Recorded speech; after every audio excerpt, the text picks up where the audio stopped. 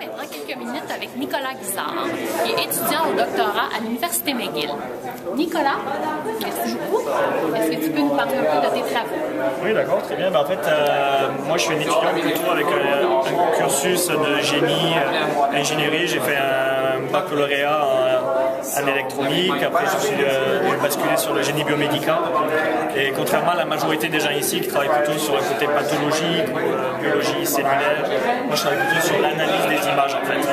Donc, je développe des outils qui sont appliqués en sclérose en plaques, par exemple, pour évaluer en fait les changements du cerveau dans le temps de manière le plus robuste possible, en fait, pour évaluer en fait et créer comme une sorte de modèle qui va permettre de modéliser et évaluer les changements du cerveau dans le temps et si possible en fait voir l'impact de certains médicaments sur ces changements et voir s'ils ont un effet ou non à plus ou moins long terme, en fait. Donc on travaille en collaboration avec différents laboratoires qui font des acquisitions de données MS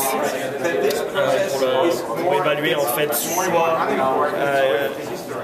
la gravité de la maladie, en fait, soit l'impact de médicaments, soit pour plus simplement modéliser en fait les changements du cerveau dus à la maladie. En fait. Donc ici, je présente un travail qui permet d'utiliser des outils d'analyse pour des sujets plutôt sains, en fait, c'est qu'il n'y aura pas de pathologie due à la maladie, en fait. Et donc l'outil que j'ai développé là permet d'utiliser ces outils-là sur des patients pour la sclérose en plaques qui eux présentent des lésions ou des changements de l'image en fait dus à la maladie.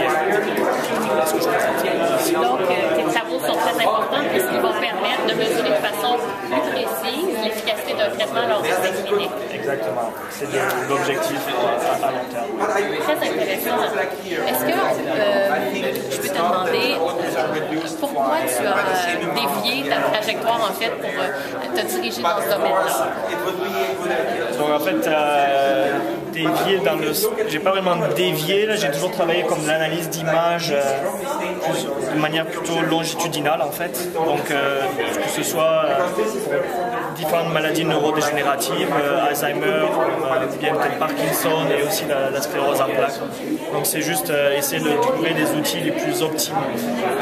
Les outils les plus de manière les outils optimaux en fait pour évaluer en fait les changements du cerveau dans le temps. Donc la seule changement et la difficulté avec la sclérose en plaques, c'est dû à différentes lésions qui apparaissent dans les images de manière en fait irrégulière dans le temps, qui sont difficiles en fait à utiliser pour nos outils en fait qu'on développe.